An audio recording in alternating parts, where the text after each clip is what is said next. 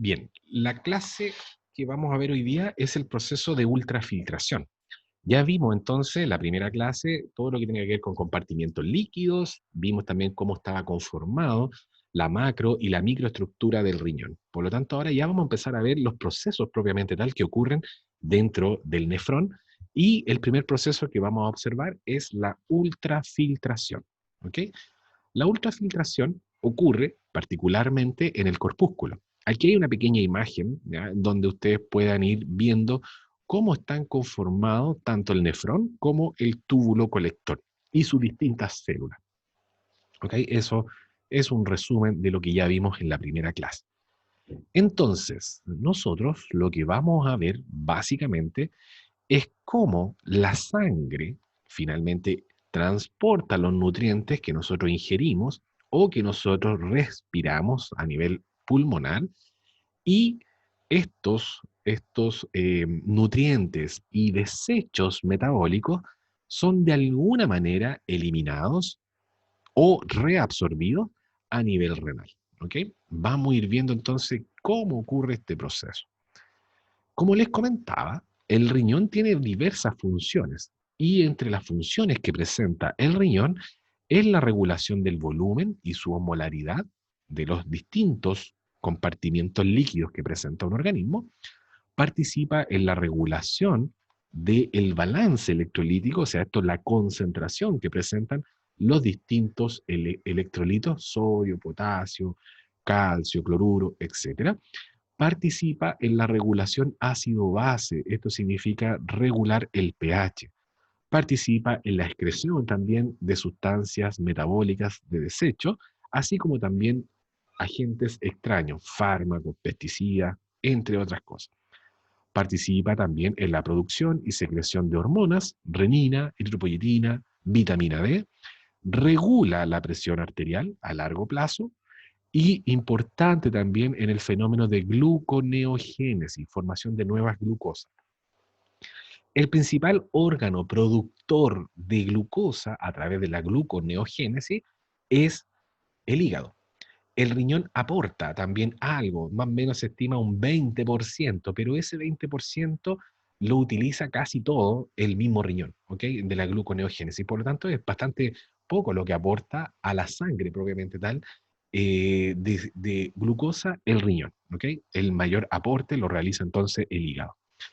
Hormonas que participan o que son sintetizadas a nivel renal, la renina, que tiene la capacidad de regular el flujo sanguíneo renal y la tasa de filtración glomerular, así como también la renina es importantísima en el sistema renina-angiotensina-aldosterona, que me permite reabsorber sodio.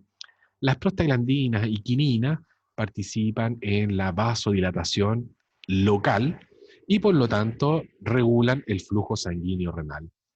La vitamina D, que es donde ya se termina la síntesis de esta vitamina, esta viaja al intestino y genera la absorción de calcio. Y la eritropoyetina, una vez que sale desde el riñón, viaja a la médula ósea y estimula la producción de glóbulos rojos, la eritropoyesis. ¿Ok? Como les comentaba, existe una regulación fina con respecto a la homeostasis del agua. La misma cantidad de agua que ingresa es la cantidad de agua que egresa a través de distintas vías de ingreso y distintas vías de egreso. Pero miren acá, esta es la condición normal, ¿ya?, de temperatura normal, más o menos 22, 23 grados de temperatura ambiente, en donde la principal forma de excreción de orina es, perdón, de agua es a través de la orina, ¿ya? Y en general tenemos una pérdida total de agua de 2,5 litros. Pero ¿qué pasa si hay un tiempo caluroso? ¿Ya? Aumenta la temperatura ambiental. Miren ustedes la cantidad de agua que se está perdiendo. Ya estamos aumentando 1 litro, ¿ya?, de pérdida de agua. ¿Por dónde lo perdemos ese exceso de agua? Principalmente vía sudor, ¿ok?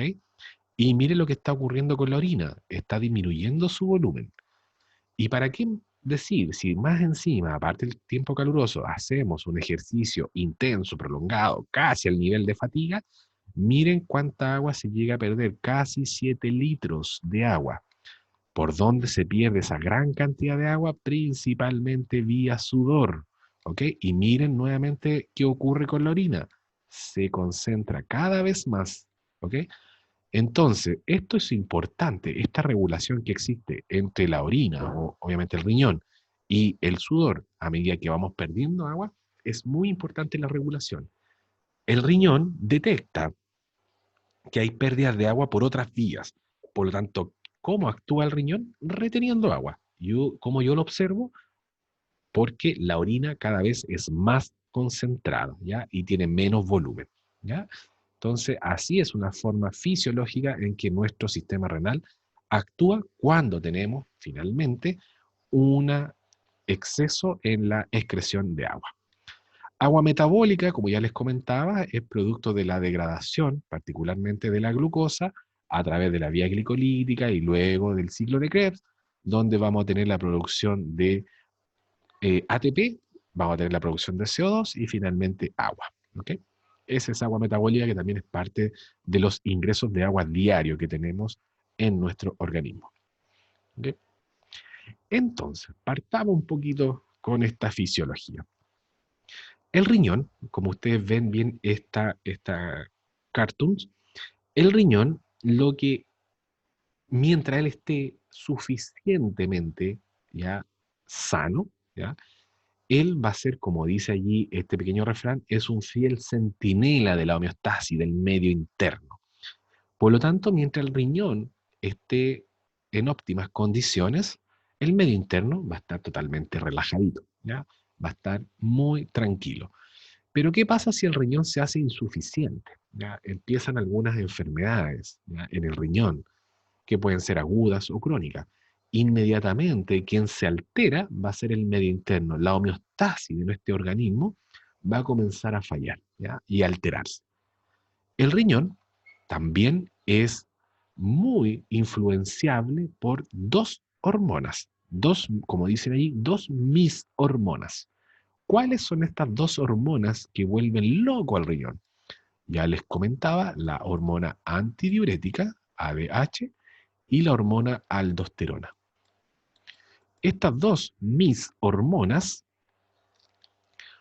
pueden generar, cuando hay un desequilibrio en ella, pueden generar una alteración en la función renal y obviamente inmediatamente alterar la homeostasis, ya el medio interno se ve afectado. El riñón también tiene a un personaje que lo domina, y estos son los diuréticos. ¿Ok? Tenemos diuréticos tanto endógenos como diuréticos exógenos. Por ejemplo, cuando nosotros tomamos café, tomamos infusiones, ¿ya?, tomamos cerveza, que es la cebada, o tomamos alcohol, estos son diuréticos. Y pueden generar entonces la dominancia de estos diuréticos dependiendo de la cantidad de la función renal y obviamente también al alterar la función renal puedo alterar el medio interno.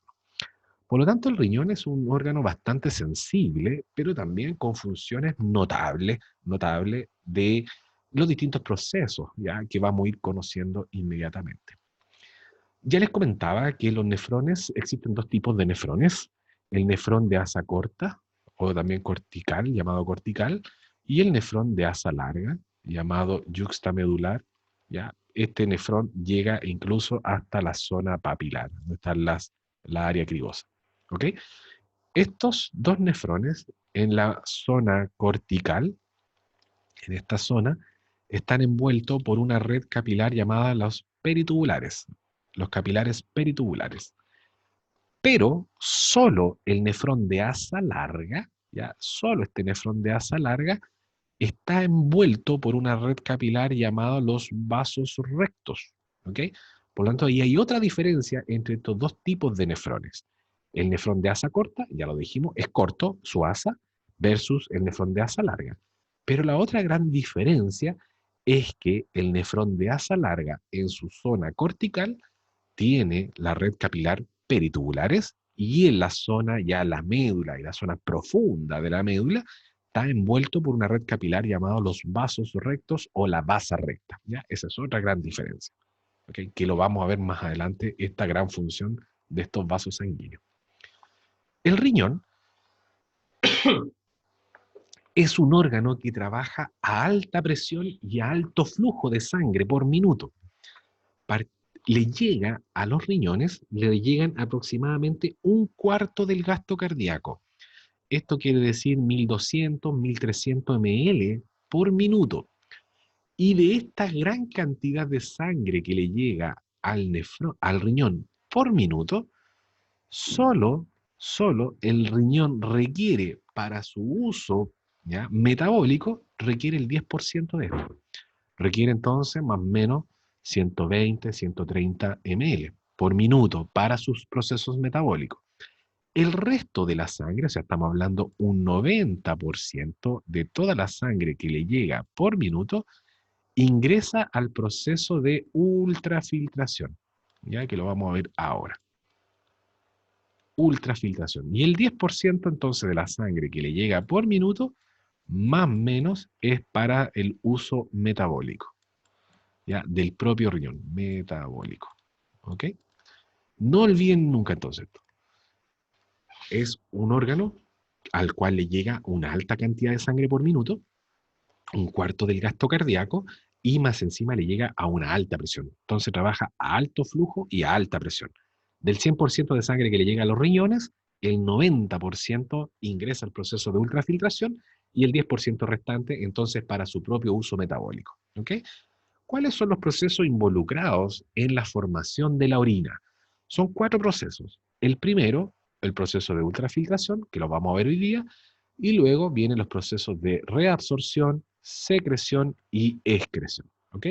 Todos estos procesos finalmente me van a modular cuánto volumen de orina voy a producir por día, cuál es la osmolaridad y la composición de ese líquido que estoy excretando, que es la orina, y también participa estos procesos en la regulación del pH, tanto intra como extracelular, de los líquidos. ¿Ok?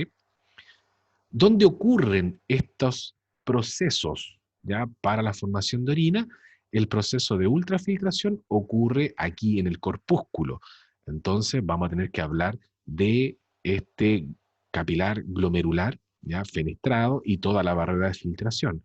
Y los procesos de reabsorción-secreción ocurren en los distintos segmentos del nefrón, así como también en el túbulo colector. Y finalmente la excreción ya es cuando sale este líquido, el ultrafiltrado, y aparece este líquido a nivel de la pelvis renal. Y ahí ya empieza la excreción de la orina propiamente tal. ¿Okay? Entonces, estimados míos, y aquí vamos a tener que poner ojo a las siguientes condiciones porque más adelante, la próxima semana, vamos a tener un taller de esto. Existen sustancias, ¿ya? Existen sustancias, por ejemplo, acá en el esquema A, existen sustancias que se filtran libremente, ¿ya? Acá en el glomérulo. Filtran, pasan libremente a través de la barrera de filtración.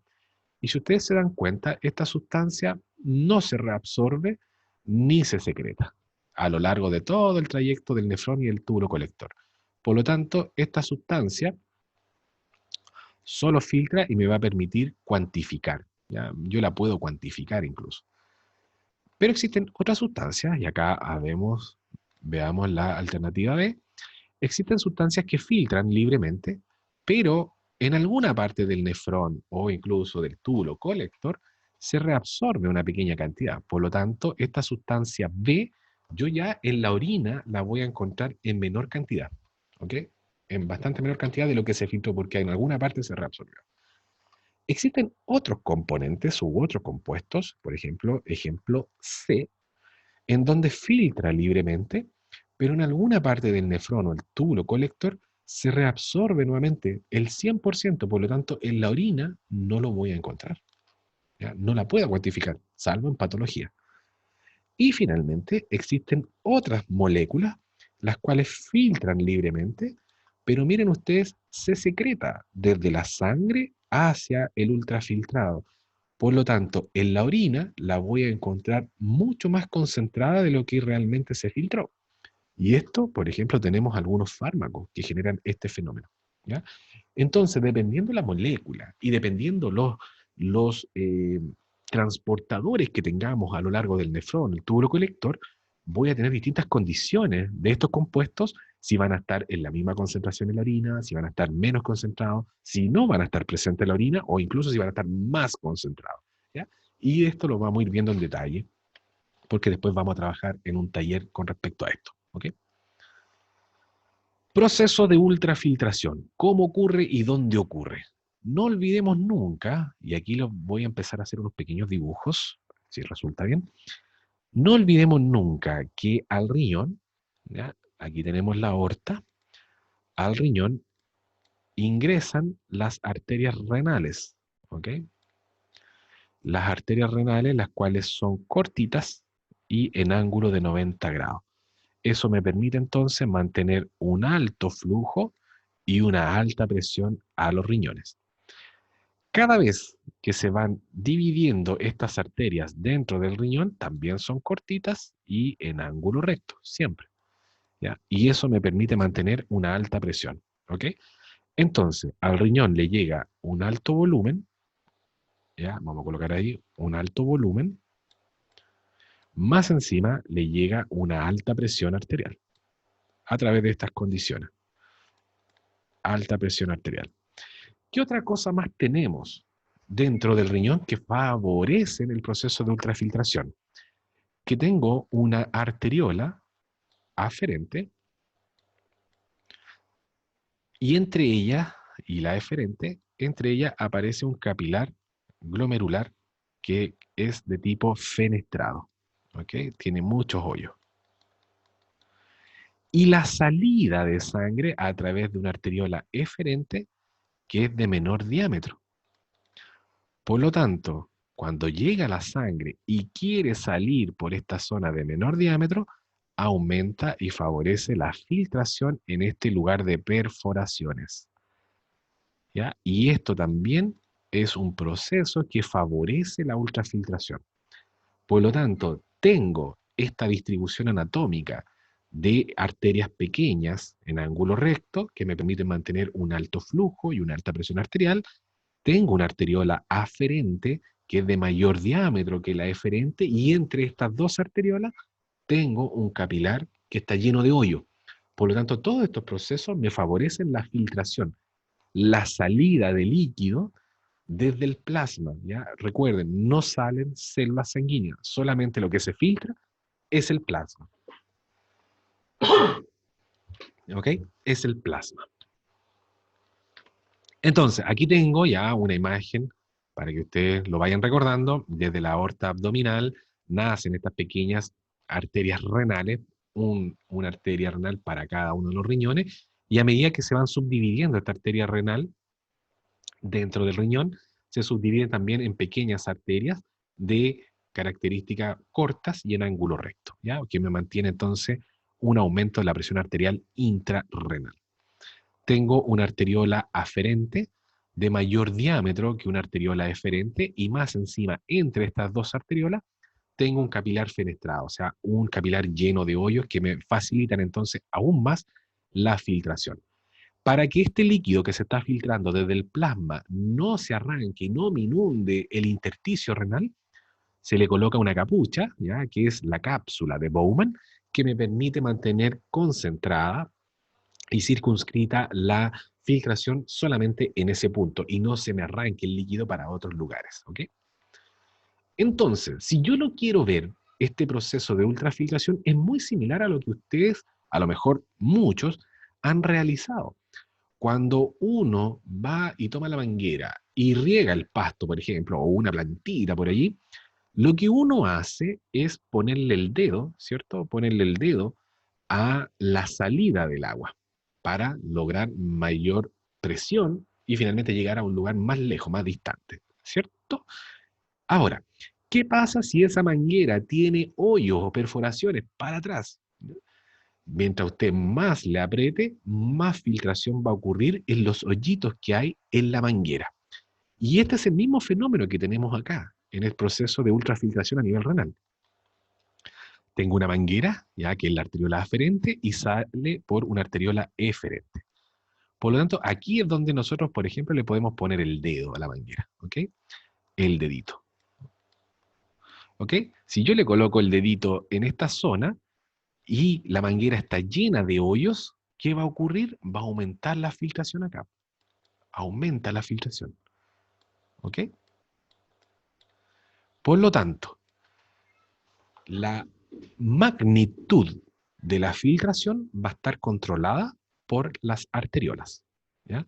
Depende si yo quiero más filtración o si yo quiero menos filtración, estas arteriolas pueden o vasodilatarse o vasocontraerse y de esta forma generar mayor presión de filtración. ¿Ok?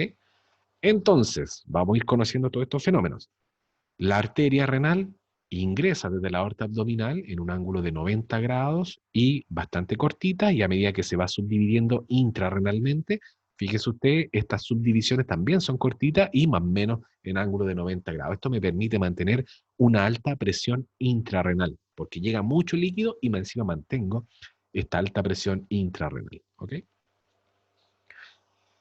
Aquí, bueno, es como ingresan, esto ya lo hemos conversado, así que no vamos a entrar más en detalle. Tenemos la arteriola aferente, y luego que está la arteriola aferente, se transforma la arteriola en un glomérulo y final fenestrado y sale como una arteriola eferente. De la arteriola eferente pueden nacer entonces los capilares peritubulares o también los capilares vasa recta, ¿okay? Y luego salen a través de vénula y finalmente de la vena renal. Así es como sale finalmente entonces estos vasos sanguíneos que ingresan al riñón. A mí me interesa esto, la parte más funcional. Entonces, ingresa una arteriola aferente de gran diámetro, luego se capilariza a través de un glomérulo fenestrado y sale finalmente a través de una arteriola eferente. Esta misma arteriola después se puede transformar o en los capilares peritubulares o incluso en la vasa recta, ¿ok? Que envuelven a los nefrones. Ya les decía, existen dos tipos de nefrones. Nefrón cortical, que es el principal, o de asa corta, entre 80 y 85% de todos los nefrones corresponden a este nefrón cortito, y los nefrones de asa larga o yuxtamedulares que corresponden al porcentaje restante, 15 a un 20%. ¿Okay? Diferencias entre ellos, aparte del tamaño, es que en la zona cortical están envueltos por los capilares peritubulares y solo el nefrón yuxtamedular o de asa larga presenta un segundo capilar que son los vasos rectos, ¿ya? Importantísimo, más adelante vamos a ver, para la función en la cual ellos participan. ¿Ya? Ahí está lo mismo, un mismo esquema muy, muy detallado. ¿Ok? ¿Cómo se conforma la barrera de filtración? Ya algo hemos visto cómo está conformada esta barrera de filtración, que está localizada aquí en el corpúsculo. ¿Ok? ¿Cómo está conformada esa barrera? La barrera está conformada principalmente, ¿ya?, por tres estructuras: por el poro, ¿ya?, o la fenestra, que está en el endotelio del capilar glomerular, luego una lámina basal que se comparte entre el endotelio y el podocito, y un diafragma o una membrana de filtración que está entre los pedicelos del podocito. Por lo tanto, estimadas y estimados míos, cuando ustedes o el líquido quiera salir del capilar, debe atravesar estas tres estructuras: la fenestra, la lámina y el diafragma. Y recién allí vamos a encontrar el ultrafiltrado, ¿ya? El ultrafiltrado en el espacio de Bowman, acá, ¿ya? Y una vez que tenemos ultrafiltrado en el espacio de Bowman, puede ingresar ahora a los primeros segmentos del nefrón. Y usted aquí miren la imagen, las células sanguíneas no filtran, ¿ok? Son muy grandes. No filtran, solamente filtra agua y moléculas que puedan pasar a través de esta barrera de filtración, ¿ok?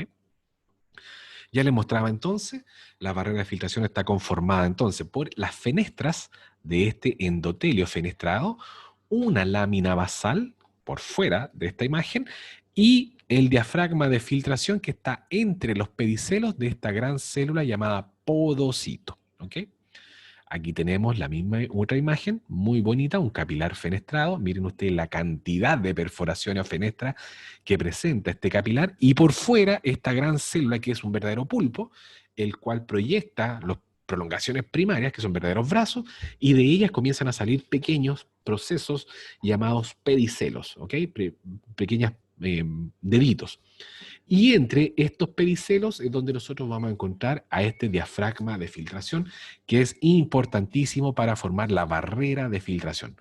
Por lo tanto, si nos damos cuenta, este sistema no es más diferente que lo que nosotros utilizamos cotidianamente en nuestra casa. Un colador, ¿ok? Llega la sangre y finalmente existe un colador que me permite discriminar lo que puede filtrar y lo que no filtra sale después por la arteriola eferente, ¿ok? Entonces, este colador que tenemos cotidianamente en nuestra casa, ¿por qué discrimina? ¿O a quién discrimina? ¿Qué me pueden decir ustedes?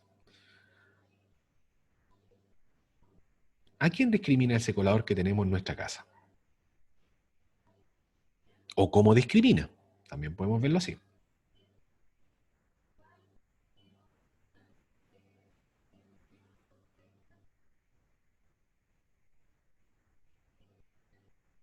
¿A quién discrimina?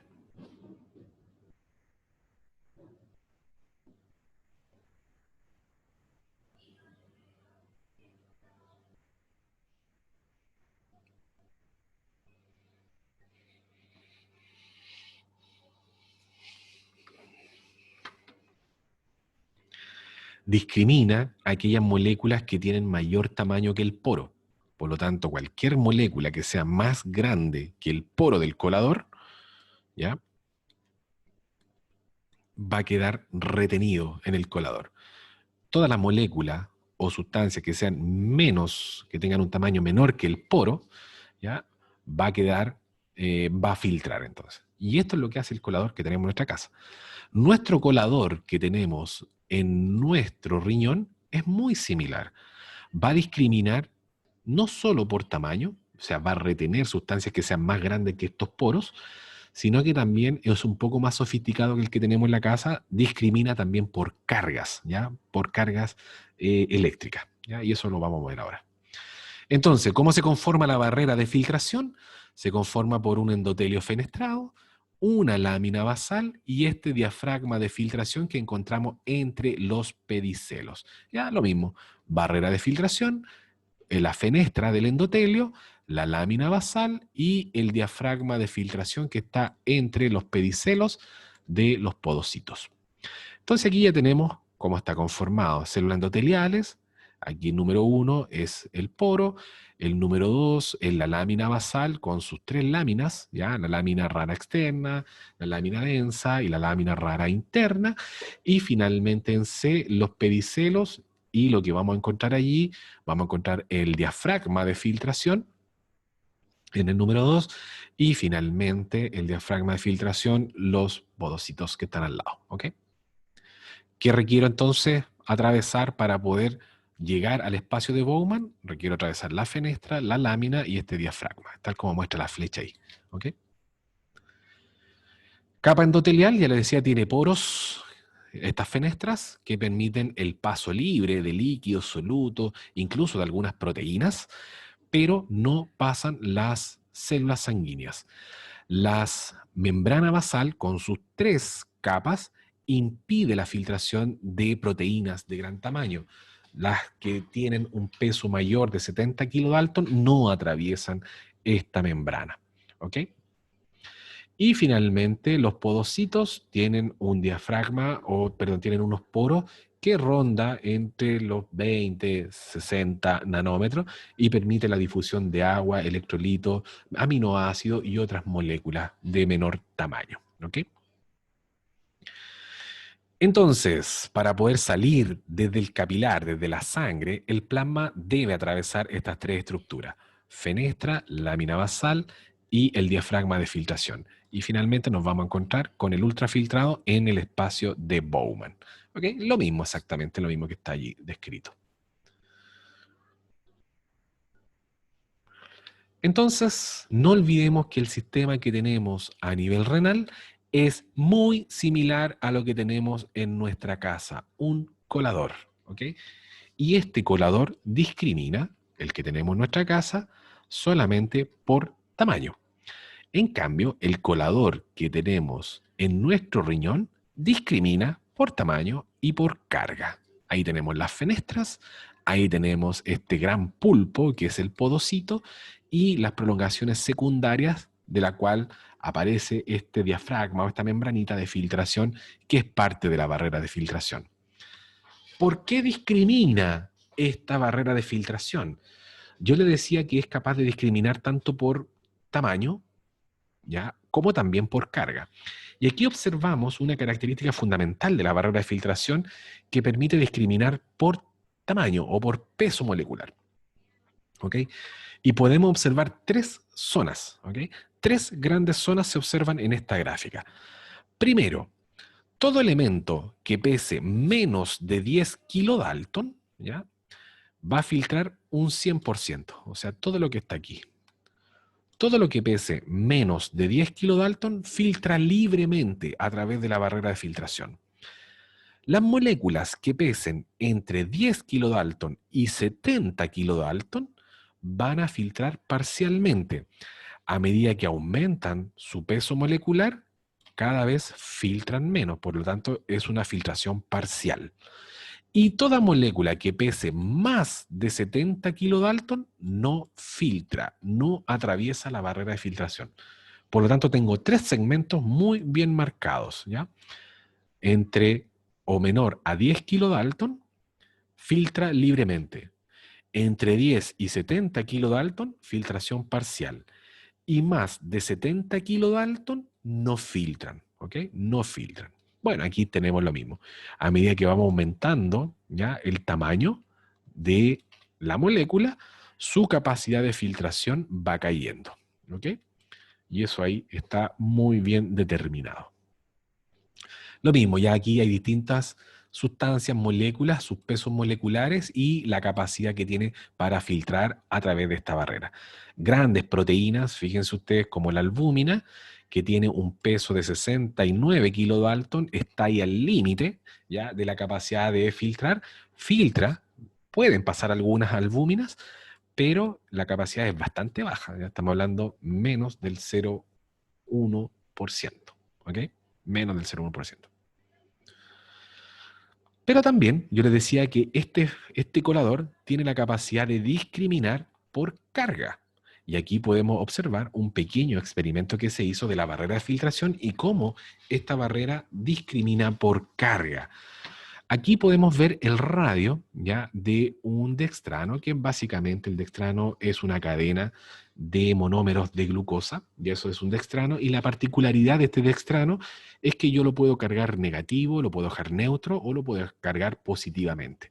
Tomemos un dextrano en particular, cualquiera de ellos, con un radio definido. Un dextrano con distintas cargas, pero de un radio en común, 26 Armstrong.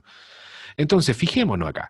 El dextrano, que tiene cargas negativas de 26 Armstrong, ¿cuánto filtra? Filtra aproximadamente un 15% en la barrera de filtración. El dextrano, que tiene 26 Armstrong, pero que ahora tiene carga neutra, ¿cuánto filtra? Más o menos un 50% a través de la barrera de filtración. Y finalmente, el dextrano que está cargado positivamente y que también mide lo mismo, en radio 26 Armstrong, ¿cuánto filtra? Más del 80%. Por lo tanto, la membrana de filtración, ¿a quién discrimina? Discrimina a aquellas sustancias cargadas negativamente. A ellas las retiene. ¿Qué debe hacer una sustancia que tiene carga negativa para poder atravesar la barrera de filtración? Ser cada vez más pequeña, ¿ya? Por lo tanto, moléculas pequeñas cargadas negativamente pueden atravesar la barrera de filtración, ¿ok? Pero les va a costar un poquito más que aquellas que son positivas, ¿ok? O neutras, ¿ya? Entonces, la barrera de filtración discrimina por tamaño y discrimina por carga. Y en las moléculas cargadas discrimina a las negativas principalmente, ¿ok? Ahora, si yo quiero controlar la magnitud de la filtración, yo la controlo a través de la modificación de los radios, tanto de la arteriola aferente como eferente. Por ejemplo, si yo genero una vasoconstricción de la arteriola, ¿ya?, eferente, aprieto aquí la arteriola eferente, ¿qué va a pasar con la filtración? Se ve elevada. Si yo hago una vasoconstricción de la arteriola aferente, ¿qué va a pasar con la filtración? Se va a disminuir. Y veámoslo más o menos así. Si yo le coloco el pie a la manguera antes de la filtración, obviamente le va a llegar menos flujo al lugar de filtración y eso trae como consecuencia menos filtrado. ¿Ok? Entonces es este fenómeno, vasoconstricción, por ejemplo, de la arteriola aferente, trae como consecuencia una caída en la filtración. Al revés, si yo hago una vasodilatación de la arteriola aferente, como por ejemplo el consumo de café y la cafeína propiamente tal, genera vasodilatación de la arteriola aferente. Y esto trae como consecuencia, llega más sangre y obviamente hay mayor flujo de filtrado. ¿Y qué ocurre con la arteriola eferente? ¿Tiene alguna actividad? ¿Se puede modificar? Por supuesto. La arteriola eferente tiene un vasoconstrictor muy potente, que es la angiotensina 2. La angiotensina 2, que es esta hormona, tiene preferencia por la arteriola eferente. Por lo tanto, cuando actúa la angiotensina 2 sobre la arteriola eferente, genera vasoconstricción de la arteriola eferente. Y al haber vasoconstricción de la arteriola eferente, aumenta el ultrafiltrado en el glomérulo. ¿Ok? Entonces, si yo coloco, y pensemos que el pie ahora es la angiotensina 2 que actúa sobre la arteriola eferente, voy a generar una cierre, una disminución del diámetro de esta arteriola, de la salida de la sangre, y al generar una disminución del diámetro, aumento la presión dentro del corpúsculo, y esto trae como consecuencia aumento de la filtración. ¿Ya? Entonces, aumento del volumen, esto puede traer como consecuencia que disminuya la resistencia de la arteriola aferente. Si yo disminuyo la resistencia de la arteriola aferente, se me arranca mucha sangre, sale mucha sangre por la arteriola aferente y esto trae como consecuencia que caiga la filtración. ¿Ok? Y estos son fenómenos. Por lo tanto, durante el día, nuestras arteriolas aferente y eferente están vasocontrayéndose, vasodilatando, vasocontrayendo y vasodilatando. Y esto me permite que el riñón mantenga constante un proceso de filtración, ¿ya? Dependiente, obviamente, de la actividad de estas dos arteriolas. Bien, vamos a hacer un break, 10 minutos y continuamos. Una de las formas para que nosotros podamos medir cuánto filtra o cuánto líquido está pasando en esta barrera de filtración es medirla, y esto se llama la tasa de filtración glomerular. Y para medir la tasa de filtración glomerular tenemos dos opciones. Esta que estoy presentando ahora es la que ya no se utiliza, ¿ok? Pero quiero que la entiendan. Esta tasa de filtración glomerular, para poder medirla, yo requiero, y estas fuerzas ustedes ya las conocen, requiero conocer las fuerzas de Starling. ¿Qué significa eso? Requiero saber cuánta presión hidrostática existe y cuánta presión oncótica también existe en los capilares, ¿ok? Y fuera de ellos también. Por lo tanto, requiero de estas presiones. Y una vez que yo sé estas presiones, yo puedo cuantificar cuánta filtración a través de esta fórmula, la tasa de filtración glomerular, ocurre. ¿Y cómo la cuantifico? De la siguiente forma. A través de una constante de filtración que está determinada por el área, ¿ya?, de la barrera de filtración que yo voy a exponer a estas presiones, ¿ya? Y requiero saber la presión hidrostática del capilar glomerular, la presión hidrostática de la cápsula de Bowman y también la presión oncótica del capilar glomerular. Cuando yo hago la sumatoria de estas presiones y lo multiplico por esta constante de filtración, yo puedo saber cuánto está filtrando cada uno de los nefrones. ¿Ok?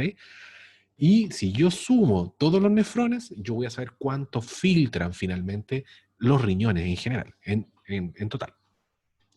Pero para poder saber esto, yo debo tomar una muestra, ¿ok? Debo puncionar finalmente el riñón y esto trae como consecuencia que si yo quiero medir la tasa de filtración, voy a tomar una biopsia y esto ya no se usa, ¿ok? Yo ocupo otros marcadores que los vamos a ver en la clase siguiente, ya, la próxima semana. Entonces, como esta tasa ya no se ocupa, yo debo saber finalmente cuáles son las fuerzas de Starling que me favorecen tanto la salida como la incorporación del líquido. No olviden que las fuerzas de Starling son la presión oncótica y la presión hidrostática. La presión hidrostática es la que genera una fuerza de salida de agua desde los capilares hacia el espacio de Bowman. Y la presión oncótica es la que ejerce una fuerza de atracción de agua desde entonces el espacio de Bowman hacia los capilares. Por lo tanto, hay allí una lucha, que llamémoslo así, entre una presión que quiere sacar agua y otra presión que quiere reintegrar el agua a los capilares. Y esto es entonces el proceso de ultrafiltración. También ocurre un proceso de ultrafiltración producto de estas fuerzas de Starling. ¿Ok? Pensemos entonces, miren acá. Aquí tenemos, y esto yo lo voy a colocar así como que fuera la cápsula de Bowman, ¿ok? Está adentro. Y este es el capilar glomerular. Miren ustedes acá. Tenemos la presión oncótica del capilar glomerular, tenemos la presión hidrostática del capilar glomerular y tenemos la presión hidrostática de la cápsula de Bowman, de todo el ultrafiltrado que ya está acá en el espacio de Bowman. Entonces, si yo hago la suma y resta de esto, puedo obtener la presión de filtración neta, ¿ok? Que ocurre en este punto en particular. ¿Y qué debo conocer? Debo conocer la presión hidrostática del capilar glomerular. Debo conocer, ahí después le voy a colocar los signos y ustedes me tienen que ayudar ahí, debo conocer la presión oncótica del capilar glomerular y debo conocer la presión hidrostática de la cápsula de Bowman. ¿Conozco esas presiones? Sí, las conozco, pero debo saber ahora qué fuerzas ejercen con respecto al capilar, ¿ok? La presión hidrostática del capilar glomerular genera una presión positiva, ¿cierto? Para afuera, ¿ok? Para afuera entonces del capilar. La presión oncótica, ¿qué presión va a ejercer con respecto al capilar? Una presión negativa, porque va a intentar retener agua. Y la presión hidrostática de la cápsula de Bowman, ¿qué es lo que va a hacer? Le va a generar entonces una presión también negativa, porque como está fuera, esta cantidad de líquido va a intentar devolverle agua, ¿ya? Devolverle agua al capilar. Por lo tanto, también va a ejercer una presión negativa, ¿ok? Entonces, si yo hago la suma de estas presiones, puedo obtener finalmente la presión de filtración neta, ¿ok? Y yo puedo decir, entonces son 60 milímetros de mercurio menos 32 milímetros de mercurio menos 18 milímetros de mercurio. Yo digo que la presión de filtración que está ocurriendo en ese punto que está en el esquema es de 10 milímetros de mercurio. ¿Ok? Por lo tanto, a esa presión es la que está ocurriendo la filtración. ¿Por qué es relevante este fenómeno? Bueno, ahí está lo mismo, ¿ok? Entonces yo les pido, por ejemplo, en una prueba, yo les voy a colocar en una prueba, ya les estoy diciendo una pregunta, les voy a colocar una prueba, un ejercicio como este, en donde ustedes tienen que calcular la presión. A lo mejor no son los mismos valores, pero sí va a estar presente. Yo les calculo, les pregunto, calculen la presión de filtración neta en ese punto y ustedes tienen que sumar y restar las flechas nomás, ¿ok? Y esto trae como consecuencia, entonces, que la presión de filtración neta es de 10 milímetros de mercurio. ¿Ok? ¿Por qué le hablo de esto? Porque el capilar glomerular tiene un comportamiento totalmente distinto que un capilar sistémico. ¿Ok? El capilar glomerular, a lo largo de todo su recorrido, este capilar filtra, ¿ya? Tiene presión de filtración. Todo el rato está filtrando, siempre. Al principio con mayor presión y al final del capilar con menor presión, pero siempre filtra. ¿ya? Y esto es lo distintivo de este capilar. Este es un capilar diseñado para filtrar. En cambio, el capilar de periferia del músculo esquelético, la mitad del capilar filtra y la otra mitad absorbe, ¿ok? Los desechos metabólicos y se los lleva para los distintos órganos. Y esa es la gran diferencia en este capilar que tenemos a nivel renal, en este glomérulo, que este capilar está diseñado solo para filtrar, no está diseñado para absorber, y eso es notable en este capilar. Al principio, cuando nace el capilar glomerular, filtra con mayor presión que cuando ya está terminando el capilar, pero a lo largo de todo su recorrido filtra. Por lo tanto, cuando nace el capilar, se le llama una zona aferente y tiene una filtración bastante alta de 10 milímetros de mercurio que está filtrando a esa presión. Y en la zona final del capilar, que se llama zona eferente, tiene una presión de filtración menor, pero siempre positiva, siempre está filtrando, ¿ok? Y este es un diseño, entonces, si lo vemos así en vectores, siempre es un diseño que me permite la filtración a lo largo de todo el recorrido de nuestro capilar glomerular. ¿Puedo modificar la filtración, las presiones de Starling? Por supuesto que las puedo modificar. Por ejemplo, la presión hidrostática, yo ya les decía, es la que permite la salida de agua desde el plasma hacia el espacio de Bowman. Y la presión oncótica es la que retiene agua, ¿ya? O reabsorbe agua, si quieren llamarlo. Retiene agua. ¿Qué ocurre si yo hago una vasoconstricción? Acá le pongo una llave, cierro, ¿ya? Cierro la arteriola aferente. ¿Qué va a pasar con esta gran presión que es la hidrostática? Va a caer. Y al caer la presión hidrostática, el proceso de ultrafiltración cae también. Al revés, si yo ahora cierro la salida, que es la arteriola eferente, la presión hidrostática, particularmente me refiero a ella, va a aumentar. Y al aumentar la presión hidrostática, va a haber una mayor diferencia con la presión oncótica y eso trae como consecuencia mayor filtración, ¿ya? ¿Puedo modificar entonces las presiones de Starling o las fuerzas de Starling? Sí, las puedo modificar ya haciendo modificaciones en las resistencias, tanto de la arteriola aferente como en la arteriola eferente. No olviden nunca, si esto tienen que haberlo visto en cardiovascular, que los puntos de resistencia en nuestro sistema circulatorio son las arteriolas. Y acá, en nuestro sistema renal, siguen siendo las arteriolas, arteriola aferente y arteriola eferente. Pregunta, y ojalá aquí puedan contestar, porque esto me interesa que lo aprendamos bastante bien, porque les va a servir para hacer algunos cálculos más adelante, ¿ya? Para que estén ahí un poco más despiertos. Flujo sanguíneo renal. Al riñón le llegan 2.250 ml por minuto, que más o menos equivale al cuarto del gasto cardíaco. Esta es una persona normal, ¿ya? Son datos normales. El paciente o la persona tiene un hematocrito del 45%. Por lo tanto, el flujo plasmático renal de esta persona corresponde a 690 ml por minuto. ¿Cómo calculé? ¿Cómo hice ese cálculo? ¿Qué creen ustedes? ¿Cómo se obtienen esos 690 ml de plasma? Con esos dos valores. Y aquí vamos a empezar ya a jugar con mucho cálculo. Renal tiene harto cálculos, ya matemáticos, también de piedra. ¿Cómo lo obtuve? Sacando el 45% de 1.250. ¿Seguro? ¿Lo sacó, Eduardo? Veamos.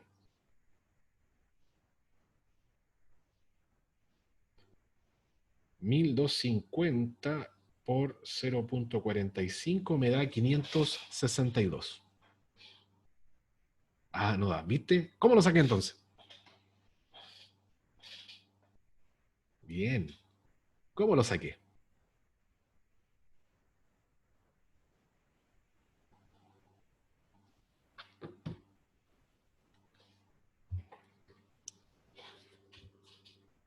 Eduardo ya se lanzó y lo intentó, estuvo cerca. Le faltaron un par de ml. ¿Cómo se obtiene los 690 de plasma? Con estos datos que yo le di.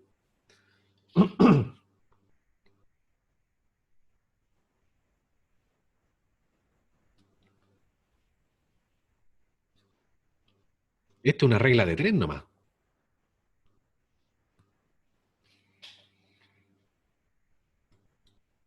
Flujo sanguíneo significa sangre total. Son 1250.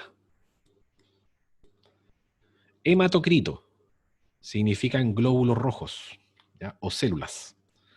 ¿Y el resto qué es lo que es? El 55%, el plasma. Y eso es lo que le estoy pidiendo, plasma. Por lo tanto, de los 1250, ¿ya? Que es el 100% de la sangre, ¿cierto? Porque la sangre total, aquí estamos viendo, que llega al riñón, el 55% en este personaje, ¿cierto?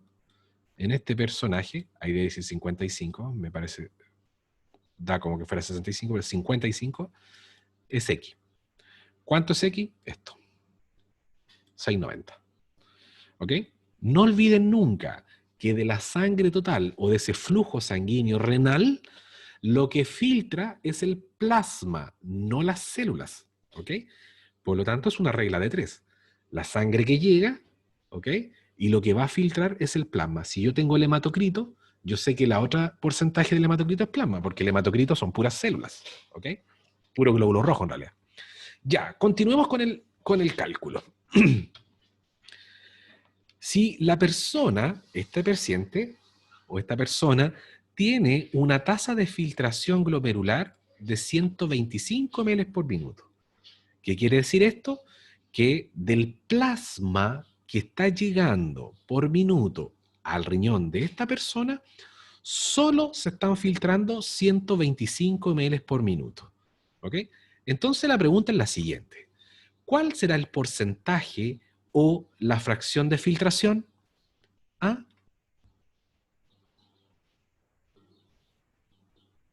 ¿Cuál creen ustedes que es ese porcentaje o fracción de filtración? ¿Y cómo lo calcularon?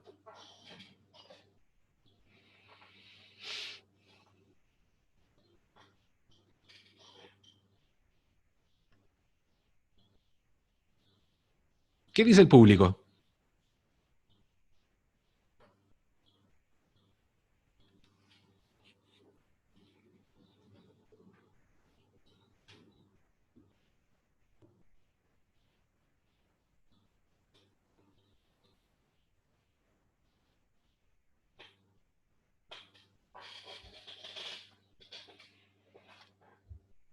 Si de los 690 de plasma que llegan se filtran 125, ¿cuál es la fracción de filtración?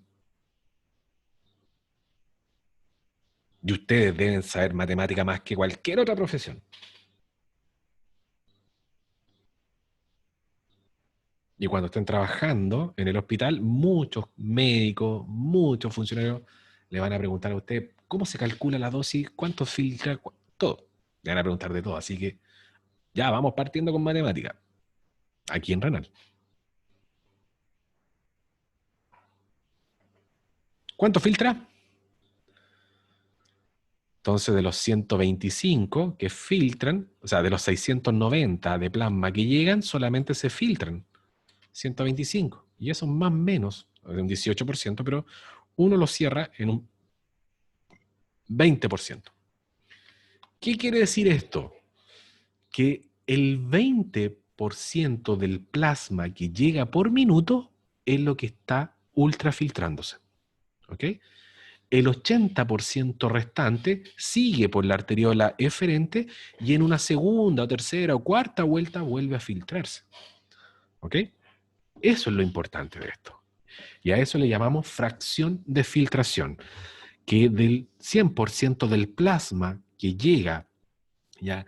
Que llega por minuto al riñón para filtrarse, solo el 20% se ultrafiltra. El resto continúa por los vasos sanguíneos. Y esto me trae como consecuencia lo siguiente, que por día se filtran 180 litros de agua entre mis dos riñones. ¿Ok? Eso es lo que filtramos diariamente, aproximadamente 180 litros, de los cuales solo 1 a 2 litros son excretados en forma de orina. Así que imagínense la cantidad de agua que retengo, de líquido que retengo en nuestros riñones. Si no existieran esta capacidad de retener o de concentrar, ¿ya?, agua, de retener agua, imagínense cuánta orina haríamos por día, ¿ya? Tendríamos que consumir la misma cantidad de agua, ¿ok?, por día. ¿Cómo obtengo estos valores? Un día, 24 horas, tiene 1440 minutos y lo multiplico por la tasa de filtración más o menos normal de una persona y eso me da cuántos filtros por día. ¿Okay? 1440 por minuto y lo multiplico por la tasa de filtración, 125, me da finalmente entonces los 180 litros por día. Entonces, del 100% de plasma que llega por minuto a mis nefrones, solo el 20% filtra.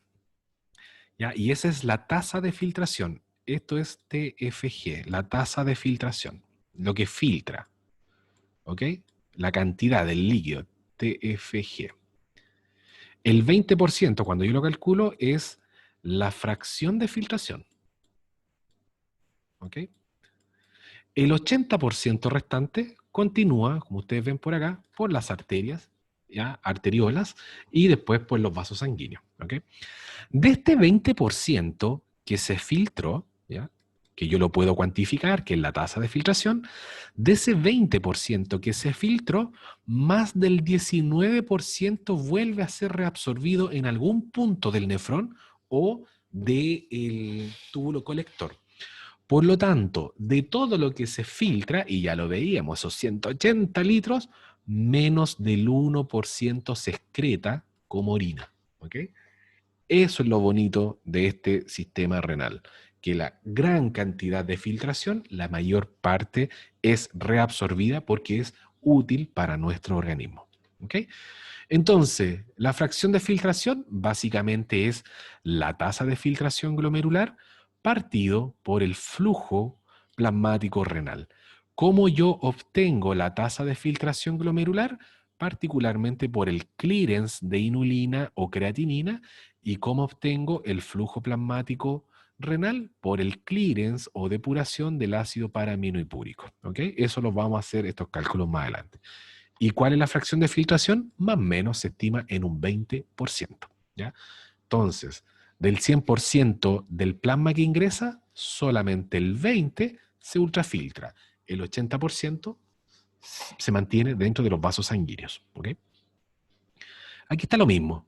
Si llegan 600 ml de plasma por minuto, el flujo plasmático renal, solamente el 20%, ¿ya?, va a filtrar, y eso equivale más o menos a 120 ml por minuto. De estos 120 ml por minuto, que es la tasa de filtración glomerular, ¿ya?, la mayor parte de ello va a ser reabsorbido nuevamente y un pequeño porcentaje va a ser excretado como orina. ¿Ya? Flujo sanguíneo renal.